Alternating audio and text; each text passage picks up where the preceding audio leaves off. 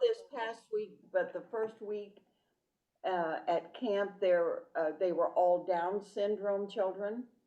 Okay, And okay. the next week, I don't remember what it was, but it might be a focus on children who have some kind of facial problems, a cleft palate, so they can't speak well, or some kind of disfigurement. Maybe they got burned or something that way, and so it allows the children to see that there are other kids just like they are. And she's really enjoying it. And I tell her every time I see her, those kids are so lucky to have you there helping them. That's true. She's going to learn a lot.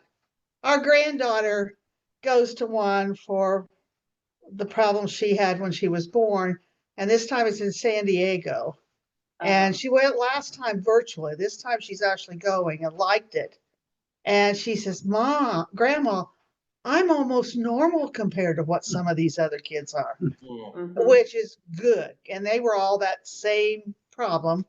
Even the counselors had to have had that problem. So that was good. That was good for her self-esteem.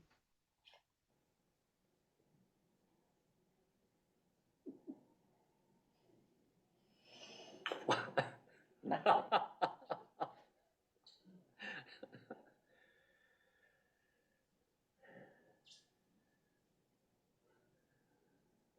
Emma will do just fine.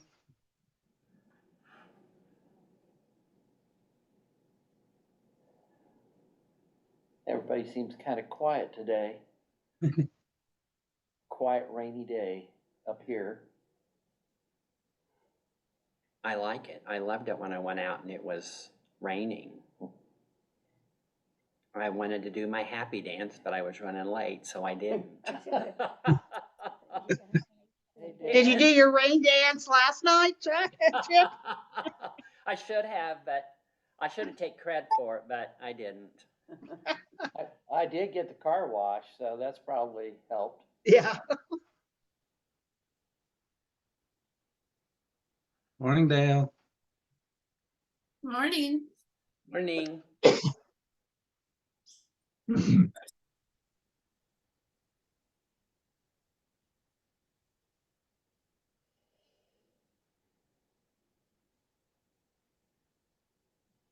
Anybody else? So I think Dan and Sylvia are up in Nova Scotia, I aren't think they? so. This is their week to be up there. Well, good. I'm making eye contact with you when I do my message, so I can see if you're going or not. I have a friend on the board of trustees that when the executive committee meets, and she's on it too, she'll go, you know, you're just not very good on Zoom because you start rolling your eyes when somebody says something. I said, she goes, you're lots better in person. You don't give away what you're thinking, but on Zoom you must forget and you just go. You may be doing that today. I may be doing that. Okay. Fasten your seatbelts. It's going to be a bumpy ride. That's right.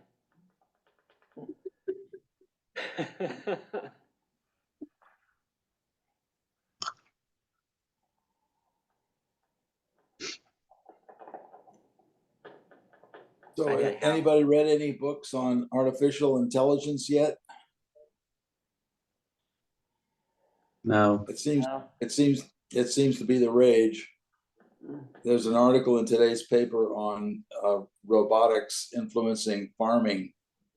Yeah. Quite an article. Now we saw a news report the other day of them using lasers to zap weeds. Yeah, I saw that. Yeah. That was very interesting. I've seen this movie. It doesn't end well.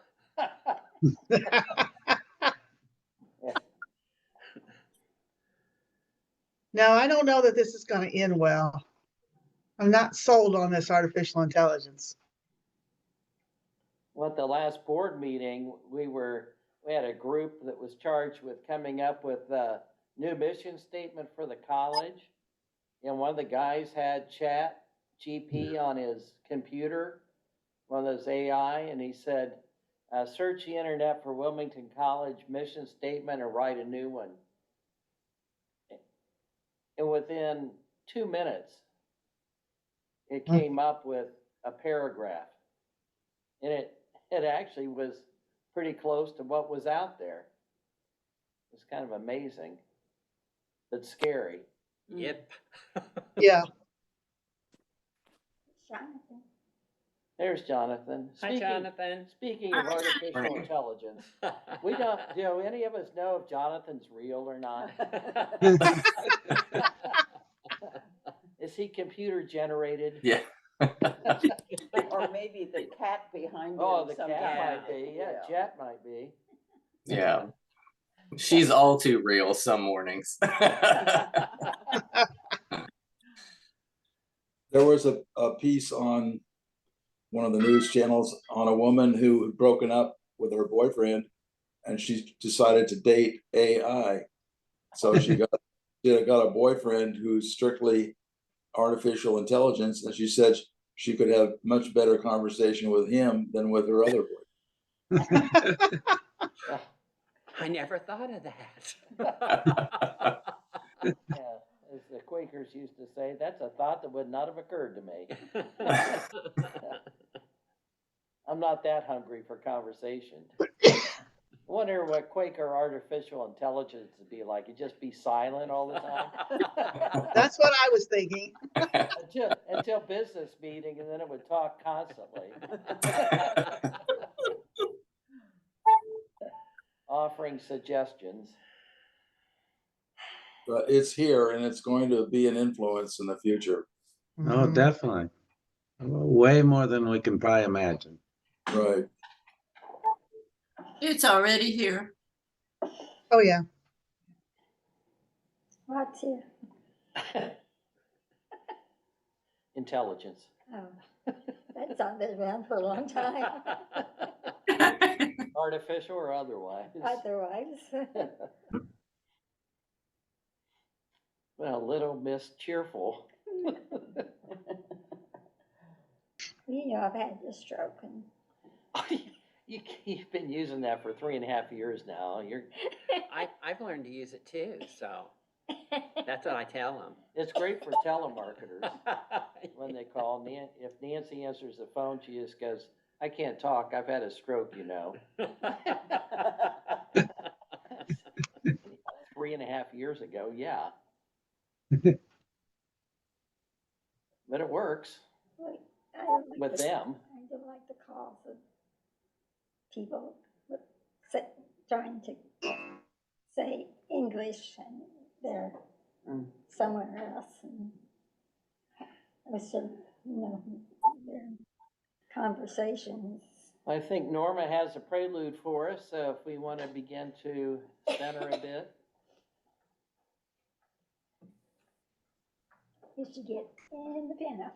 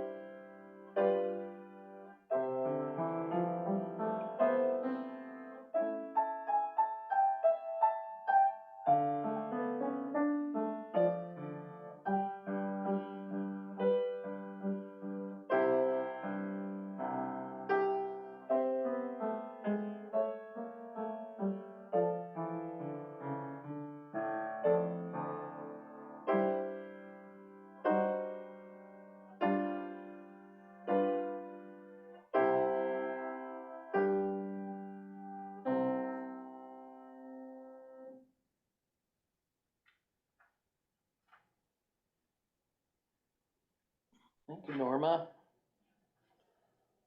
For announcements, since Lynn and Steve aren't here, and Lynn's one of our main, she reads our scripture for Sunday school and is one of the main discussers, we're going to postpone this week's lesson, give you more time to see if you can find the woman's name anywhere.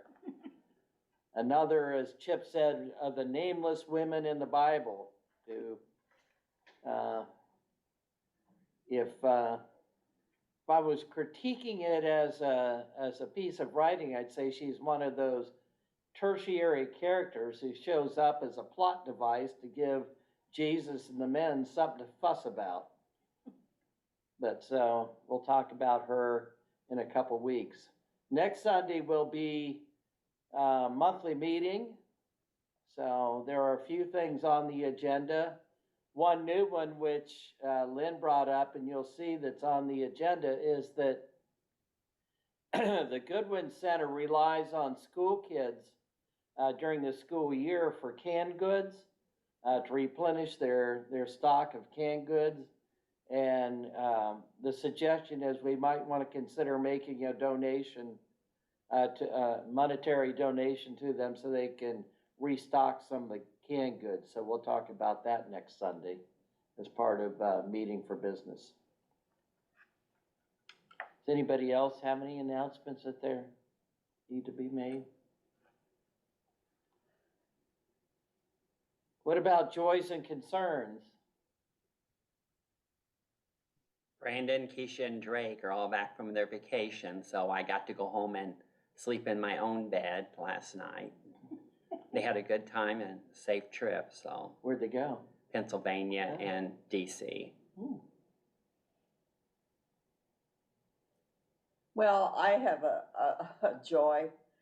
The Lions Club Decatur Township 4-H fair was over last night. Since Wednesday, Thursday, Friday, Saturday. And all we have to do today is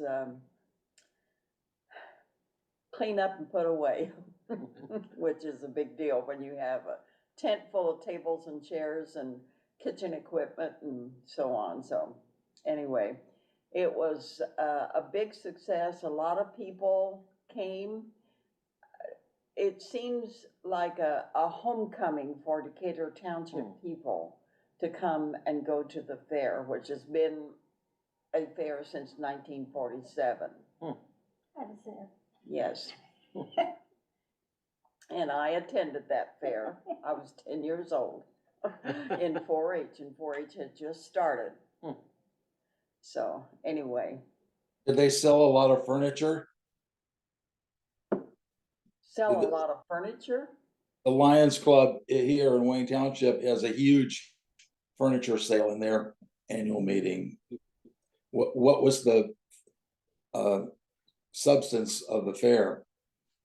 It was displaying 4-H projects that the students in the township have made with posters. We had a livestock tent, and so they had a different focus, you know, pigs one night, goats one night, sheep one night, cattle was last night. And so they have judging of those events in the livestock tent. And the Lions Club serves food in the tent where we are. And Carnival rides. Carnival rides, Ferris wheels, Just like everything. Merchant displays. Yes. So, Yes, a so lot of each, vendors. each Lions Club can have its own purpose or thing that it likes to do then, because the one in this township, the whole emphasis is on gathering furniture and selling it cheap to people who need it. Yeah, I've It's not a I've seen their location. It's not a 4-H. It's not a 4-H thing. 4-H has their own program. Okay. Anyway, You've been to the fair. Yeah, we had, I don't know if it's a joy or a concern, but half the people on our property left. They're all down at Bald Head Island, North Carolina. Well, tell them who they are. Laura and Mike's whole family went. All their kids, all their grandkids. Michael, Mr. Macho, was all verklempt the other day when he was talking about it, thinking, you know, how often are they going to be as big as their family is to ever get together to go on vacation together again? You know, as the kids are all growing up and stuff. Babies. Son. But, so we got some pictures from them last night, and they're already out at the beach. The kids were having a good time. They'd never seen the ocean before. Oh, So that was a new deal. So Nancy and I are a little bit jealous because we'd love to see the kids, but we're going there in about 6 weeks ourselves, and it'll be a little less hectic.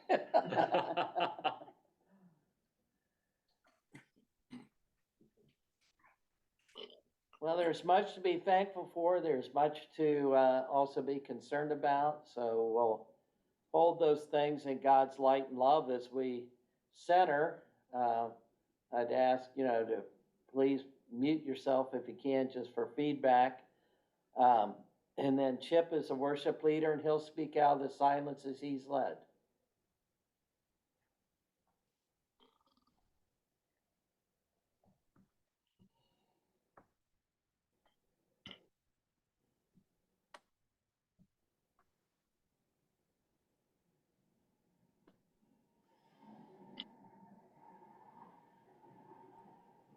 Well, I want to thank Norma for the wonderful music. I was told by the clerk last week, no show tunes, but if that didn't sound like the opening of a Broadway show, I don't know what would. I really loved it. and the title is The Heavens Are Telling the Glory of God. Can't beat that. It's great. Okay, I have to explain a couple of things before I start my message, because I just assume everybody knows the stuff I know. I live on property, and there are 3 houses on it. Brandon and Keisha and Drake live in a house. He's 35 now. And Troy lives in one house, and I live in the other house. And like Brent says, we're like the Kennedy compound, but with no money. Nina Foch is an actress, also pronounced Fouch, and she played Moses' mother in the 10 Commandments. And whenever anybody would ask me about how come you don't want to search for your birth mother, I would always say, because if you've got Nina Fouch as a mother, why would you want to go somewhere else and look? And the third thing is Anna May Wong was an American Chinese actress, very popular in the 30s and the 40s. Okay. Good morning, friends. First of all, let me say that God has a sense of humor. My mother would always say, if you want to hear God laugh, tell him your plans. My message today is called, It Ain't Easy Being Green. But first, a message from our sponsor. This comes from Matthew 5:13-14. You are the salt of the earth, but if the salt has lost its taste, how shall its saltiness be restored? It is no longer good for anything except to be thrown out and trampled under people's feet. You are the light of the world. A city set on a hill cannot be hidden.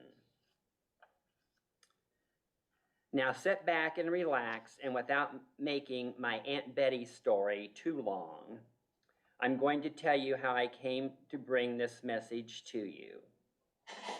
I was at Troy's house, and our grandson Drake was teaching me how to play pool. I said something to Drake, and Drake said, "Now I know who you sound like." I looked at him, and he said, "Kermit." Then he asked me if I knew who Kermit was, and I said, "Kermit the Frog?"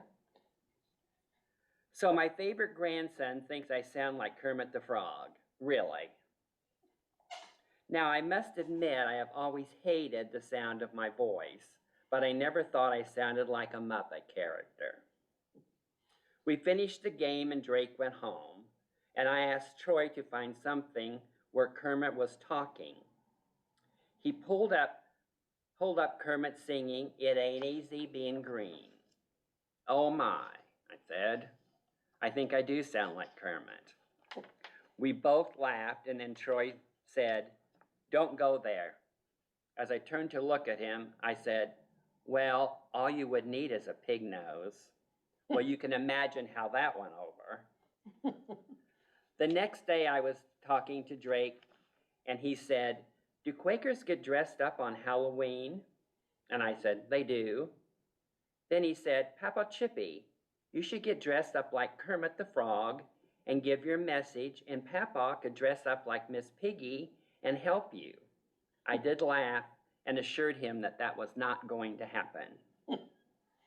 But later I did think about the song and looked up the words, which were written by John Raspo.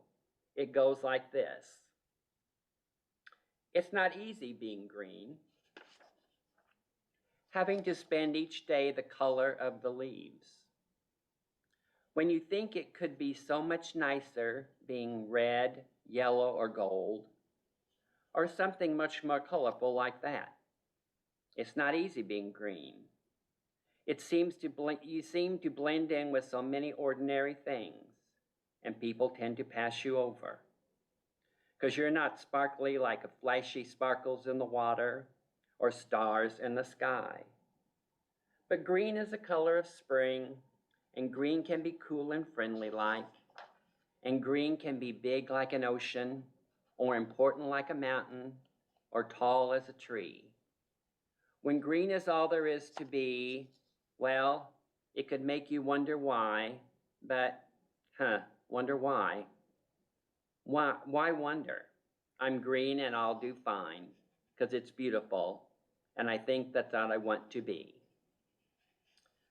So I thought about it, and I thought that I could do a message about, in these days and age when so many people hate everyone who is different, and those people that are hated would love to be green and just blend in unnoticed. So I'm sitting in my living room. I'm in my chair and God on the sofa, and I'm telling him my idea of my message.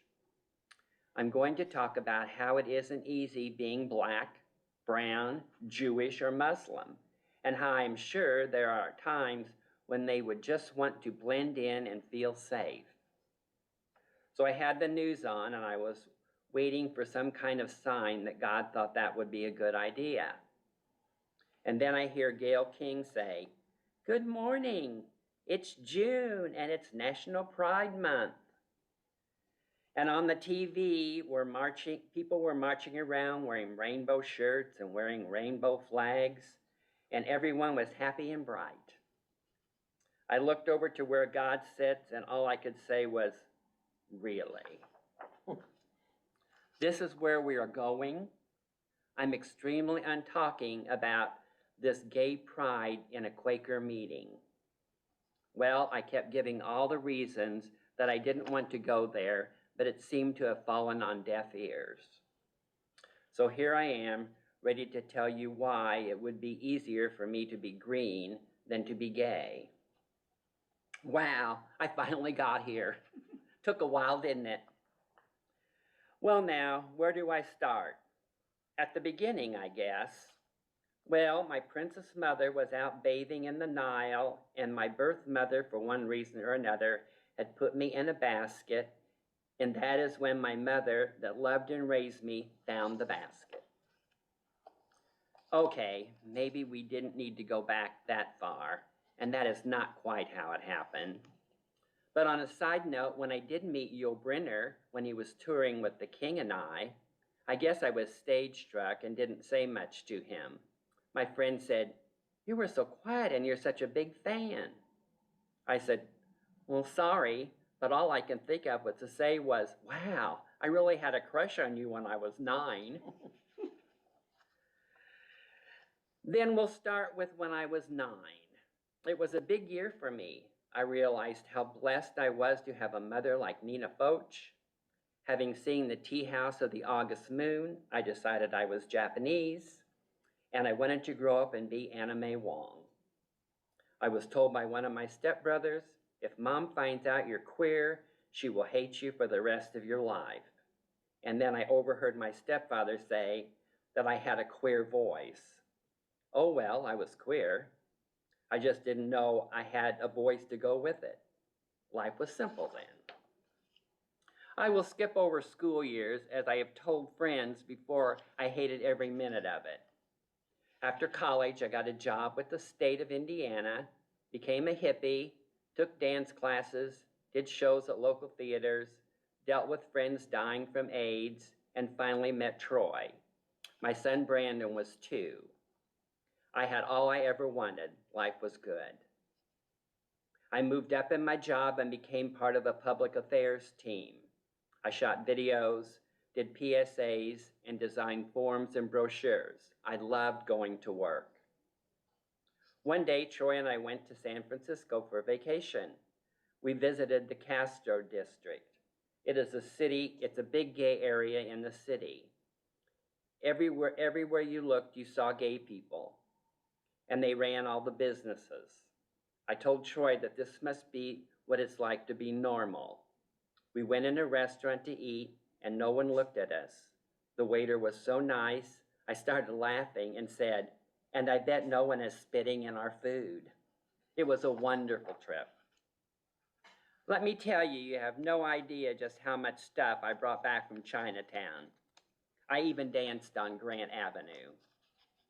We were a happy family, and then it happened. We were attacked at the grocery store.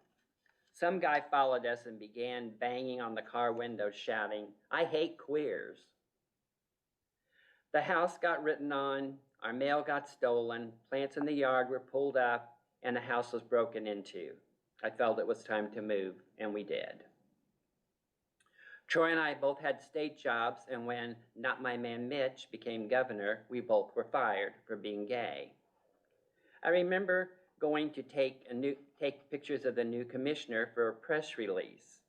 Before I could get back to my office, the commissioner had called my boss and told her that when he was able to start firing people, he wanted me to be the first to go. When I was fired, my supervisor just couldn't stop laughing.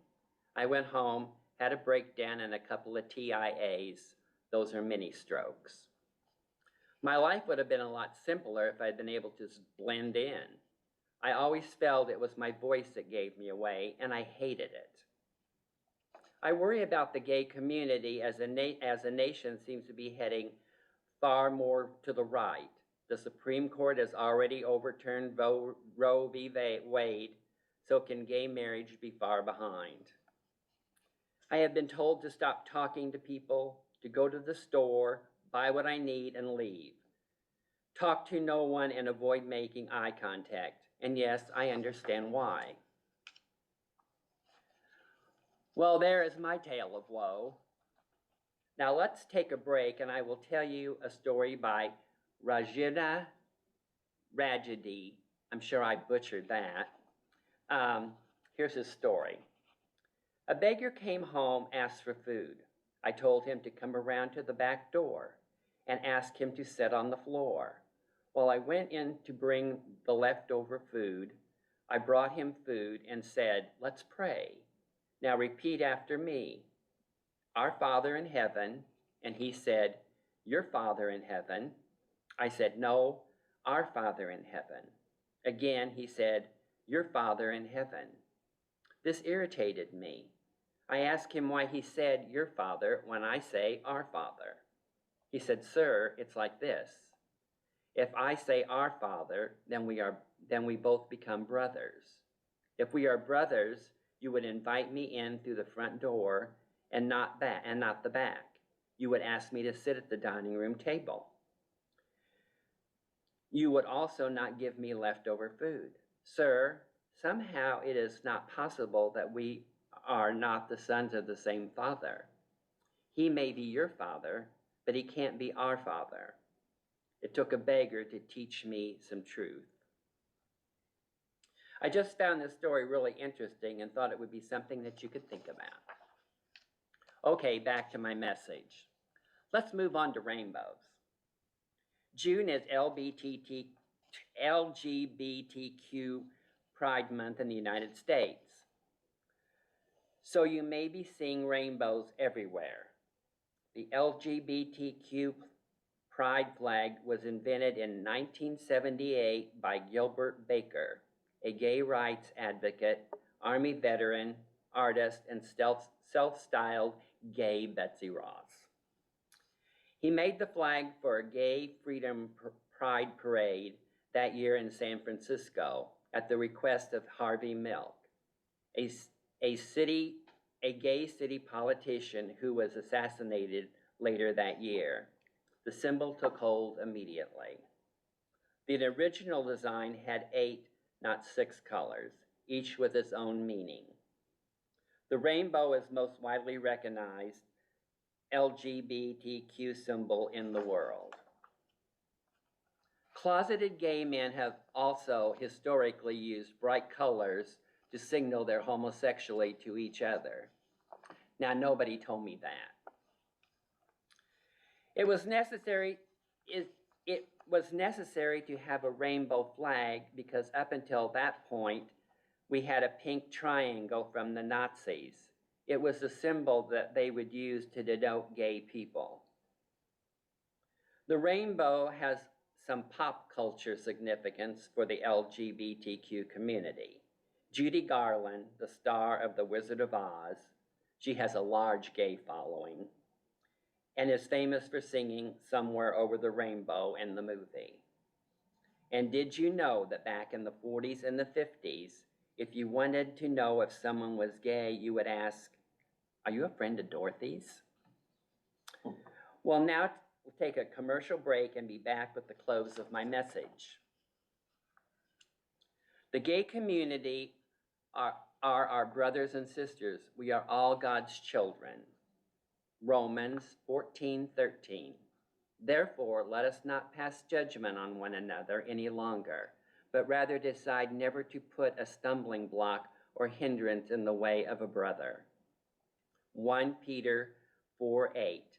Above all, keep loving one another earnestly, since love conquers a multitude of sins.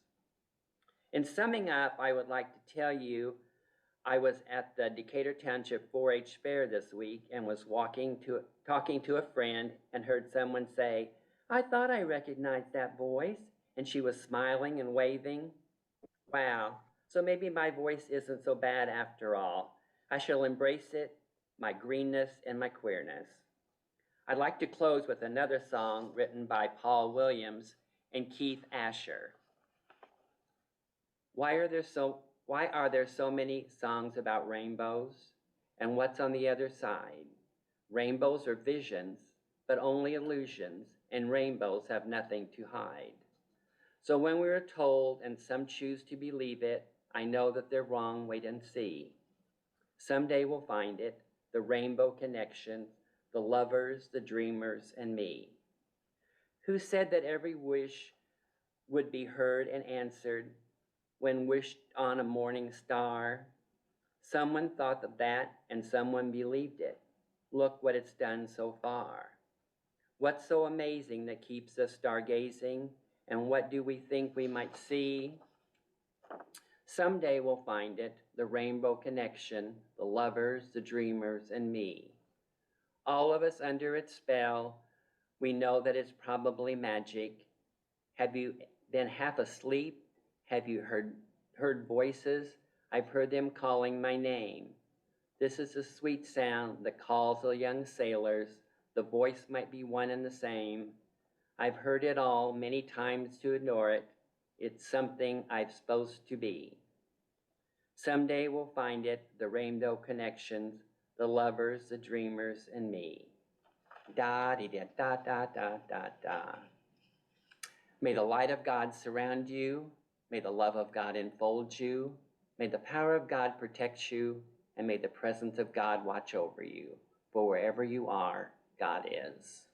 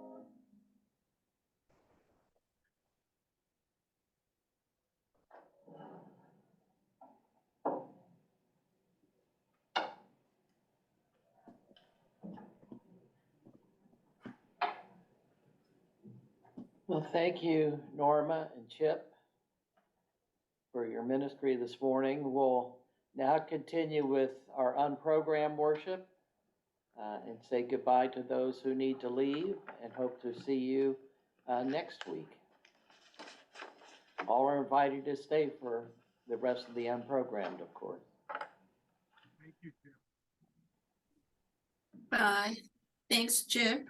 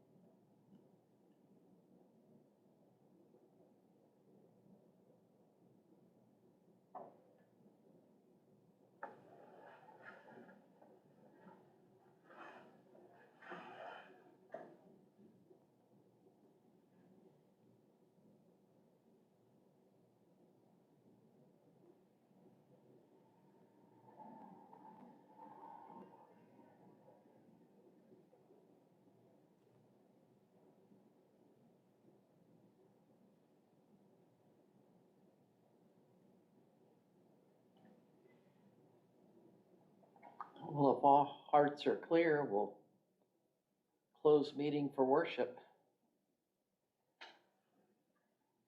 Bye.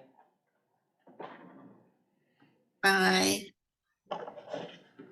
Good to see everyone. Yeah. Hi, Jonathan.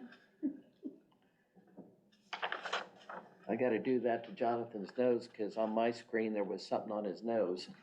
There was a speck of dirt there. on My computer screen, so. Bye, You everybody. couldn't see that, because I didn't do it on the camera. Well, everybody have a good week and hope to see you next week. Yes. We were getting next week.